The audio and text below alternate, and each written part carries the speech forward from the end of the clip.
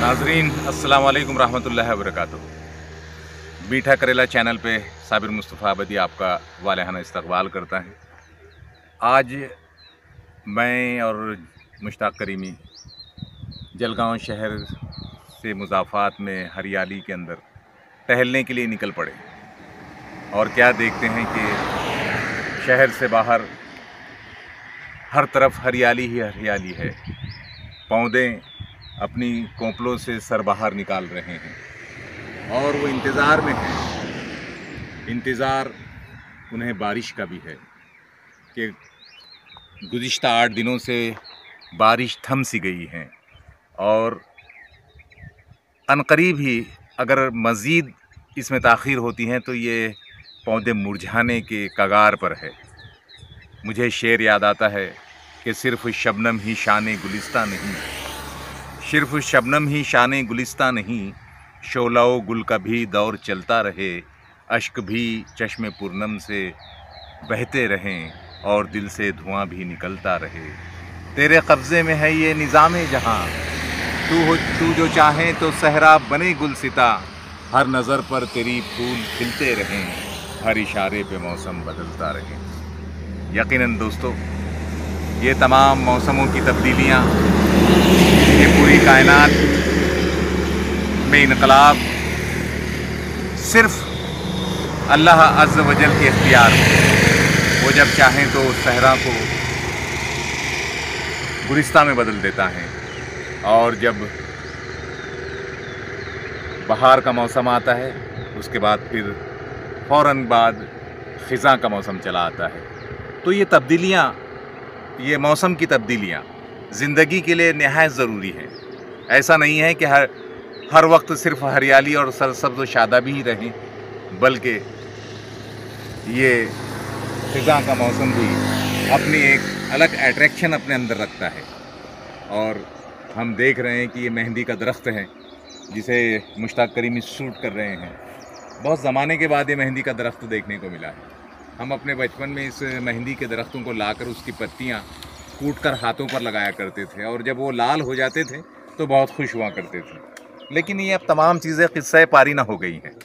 अब मेहंदी भी जो है बिल्कुल रेडीमेड आपको मार्केट में अवेलेबल हैं, बहुत आसानी से दस्तयाब हो जाती हैं, जो केमिकल युक्त होती हैं, जो हमारी जिल्द के लिए बहुत नुकसानदेह हैं। और इसी तरह से तमाम हमारी ग़िज़ाइयात भी जो हैं वो केमिकल युक्त आने लगी हैं। इसलिए अब खानों में पहला सा मज़ा नहीं है। जब हमारी वालदा बनाती थी ठेसा, चटनी और कलने की रोटी, तो क्या मज़ा आता था। वो मज़ा आज आपको ना वो बिरयानी में मिलेगा और ना ही किसी और डिश में।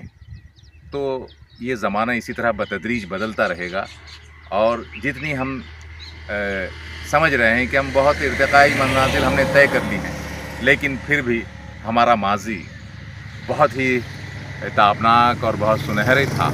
ये तरक्कियाँ दरअसल हमें तनज़्ज़ुली की तरफ ले जा रही हैं। अज़ीज़ान गिरामी, मुश्ताक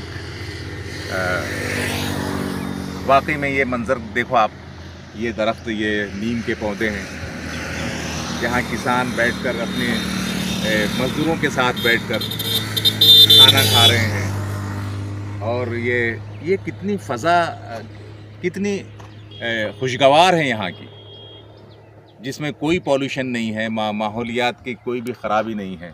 एकदम ऑक्सीजन बिल्कुल प्योरली हमारी सांसों के ज़रिए हमारे लंग्स को इस्तेफ़ादा हमारे लंग्स उससे कर रहे हैं। ये तमाम चीज़ें शहरों में कहाँ यार। शहर तो बिल्कुल इतने पॉल्यूटेड हो गए हैं कि वहाँ की ज़िंदगी धीरे धीरे इंसानों की उम्रें भी कम होती जा रही हैं।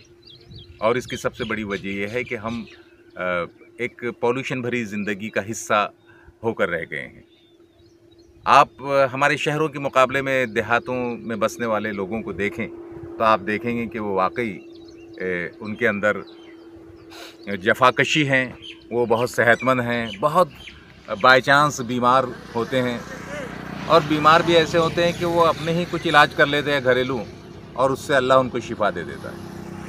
तो रफ़ीक आदिल का शेर मुझे याद आता है कि ज़मा मकां का जब सा शऊर था पहले, ज़मा मकां का जब सा शऊर था पहले, हमारे सर में बला का गुरूर था पहले, हम ही ने फासले सारे मिटा दिए वरना हमारे शहर से वीराना दूर था पहले। वाह वाह। अल्लाह हाफ़िज़।